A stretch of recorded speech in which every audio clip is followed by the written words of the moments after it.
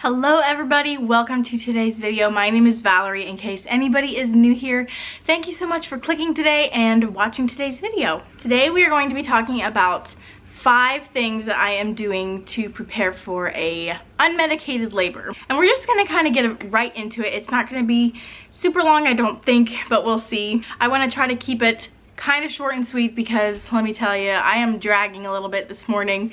The night before last night, Mateo had a really bad night with teething and we slept terrible. And then last night, he slept so much better. He slept all night than last night. But for some reason today is the day that I am feeling it. It's always been like that for me. It's like the day after a bad night, I'm usually okay. But then when I get a good night of rest, the following day, it is so hard for me. I don't know why, I just can feel it. Yeah, the lack of sleep just catches up to me like a day late, if that makes sense. Anyway, so I was at my sister-in-law's this morning. She made me some coffee. This is a maple breve with cold foam on top, so this is gonna get me through today because I don't know if I'm gonna have time to nap during nap time today. I've got quite a bit to do, so including this video that I want to film for you guys. So we're going to be talking, like I said, about how I'm preparing myself physically and mentally for a unmedicated labor. And I need to preface this video by saying I feel like these kind of videos always have a preface. But I do want to start by saying I totally understand that you can do all the things, you can prepare all you want mentally and physically, but ultimately birth is going to go the way it's going to go. You can't really plan birth. You just have to go with the flow. And so I'm doing what I can to prepare for an unmedicated labor, but I also understand things can change. And if I want to end up getting the epidural, then that's what I'm going to do. So yes, I totally understand that plans can change. But as of now, these are the things I am doing to prepare.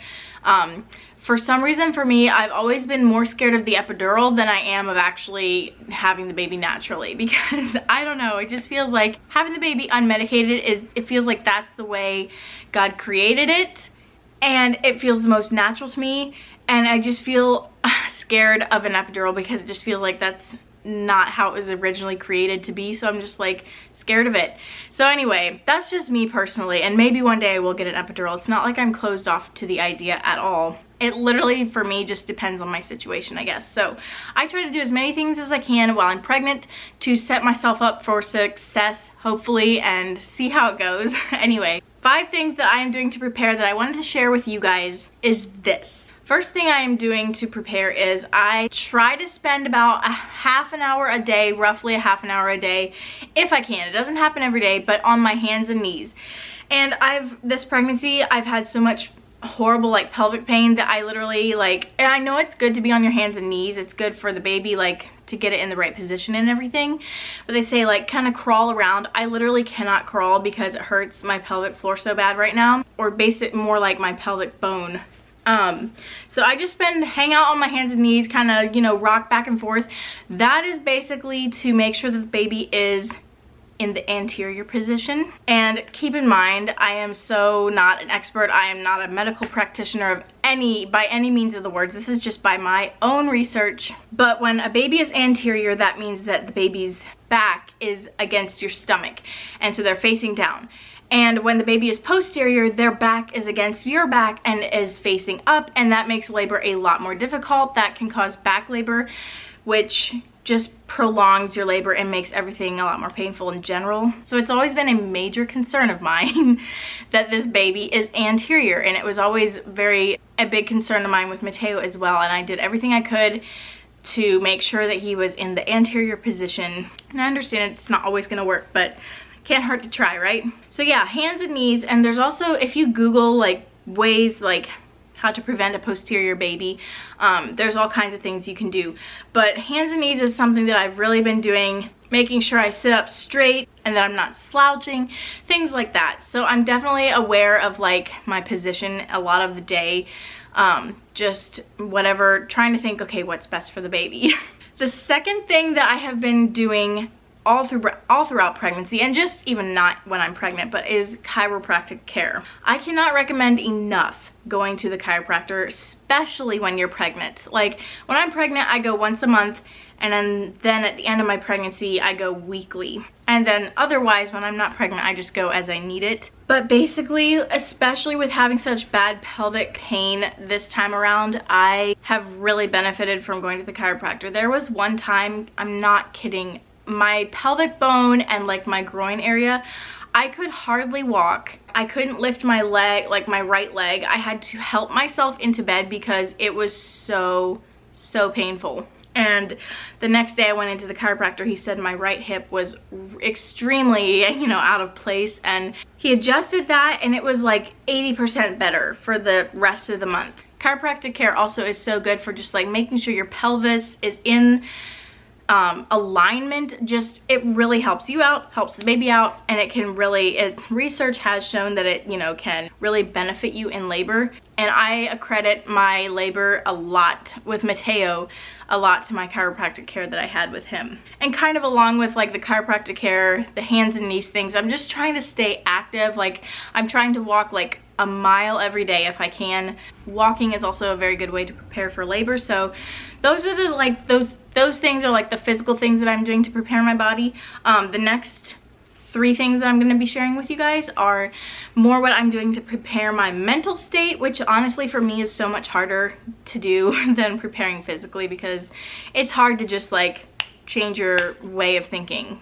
At least for me. If you can do it, that's great. But number 3, the third thing that I'm doing, practicing like when I'm sitting down, or I do this mostly when I lay down in bed at night, literally just practicing relaxation throughout my entire body. You can find like tracks on YouTube that, are like a guided, I have one that I listen to, it's like a guided pelvic floor relaxation thing. And it basically just starts from like your head all the way down your arms, your waist, your legs, your feet, and just relaxing every single part of your body, and just like getting your mind really calm and just in that state of relaxation, taking deep breaths and things like that. I don't get this done every day, but I think it is so beneficial. Honestly, labor is like 95% mental, and I think the biggest key to that is being able to relax. Speaking from my own experience anyway, all of one time of having a baby. But yeah, so basically just like practicing relaxing my entire body, and especially my face. They say like if your face is relaxed, if your lips are relaxed, then you will be relaxed, like then the rest of you will be relaxed. And so I try to really focus on my face being relaxed, because once my face is like tensed up, I tense up everywhere else. So that's something I really focus on. The 4th thing that I am doing is I watch a lot of birth vlogs, and mainly, as far as birth vlogs go, I watch positive, unmedicated, either at home or hospital births, whatever it is. Just watching these positive, unmedicated birth vlogs, it helps you it helps me so much to just know like, okay, this girl did it and she was able to be relaxed. I know I can. My biggest thing is I do not want to go into this feeling scared, which is very easy to do, honestly. And in some ways, I feel more nervous going into it the second time just because I know what it's like now. Whereas the first time I was like, I'm just gonna, however it happens, happens. If I need an epidural, I'm gonna get one and all of this stuff. And now going into it the second time, I'm like, well, I know I did it without an epidural before. I can do it this time, but I also know how bad it is. And like, it just makes me feel sometimes a lot more scared about it. So I just try to watch like these positive experiences. I listen to podcasts as well. There's a podcast that I love. It's called The Birth Hour, and it's just a bunch of women sharing their birth stories. I listen to anything and everything on there. So they help my mental state, just like knowing how to prepare, or like just educating myself on different ways that birth can go, I guess. But along the note of feeling scared, the 5th thing that I'm going to share with you guys today that I am doing to prepare is I am making a list of every single thing that I am potentially afraid of in this labor and delivery and whatever it may be, postpartum, making a list of everything that I'm afraid of. And honestly, the list is pretty long. It's very long actually, and I make a very detailed list, like specific list. And then what I do is I pray through each and every one of those. And I don't always pray about all of them every day, but I'll take one day and I'll pray for like these 5 things, then I'll take another day and pray for these 4 things, whatever it may be. And just covering my mind and my fears in the blood of Jesus, that really helps calm my mind. And also scripture, the verse that I've claimed for myself from I think ever since I was like 12. And I think I shared this with Mateo sometime when I was pregnant with Mateo. I shared this verse, but it's the one that I've claimed for my life, and especially for when I am having a baby, is 2 Timothy 1:7. It says, "For God hath not given us a spirit of fear, but of power and of love and of sound mind." God did not give me the spirit of fear. I don't have to go into this labor feeling afraid. He gave me power to be able to have the baby, and he also gave me love for this baby. He gave me love for the baby even before it's born, and he has given me a sound mind to have a clear mind to focus on getting through each contraction and just giving it to God. All right, my battery died, so I had to change that real quick. But as I was saying, what I love about that verse is that it literally applies to every area of my life. And everything that I'm afraid of in my labor, that verse somehow it feels like it just covers it. And so that's the verse I have claimed for myself for my labor, and just trying to repeat that to myself over and over. God did not give me the spirit of fear. God did not give me the spirit of fear.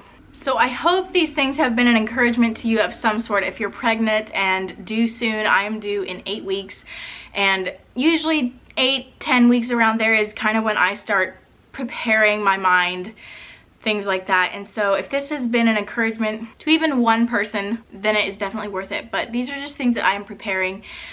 Basically, I kind of am going into this like expecting the worst, like knowing what could happen, but also hoping for the best. Like, I'm very hopeful, but I also know things can go the way we don't want as well. And so yeah, sometimes I'm like, my birth with Mateo went so well that I'm like, I might not be blessed with an experience like that again. So I don't know. I just don't know how it will be, but I think I'm just so ready to just start the transition of going from 1 kid to 2 kids, and yeah, I just want the transition stage to be over. But thank you guys so much for watching. I appreciate it so much. Don't forget to give this video a thumbs up and subscribe to my channel if you would like, and turn on the notification bell so you don't miss any future videos coming up. But anyway, I hope you guys have a great rest of your week. I'll see you very soon. Bye.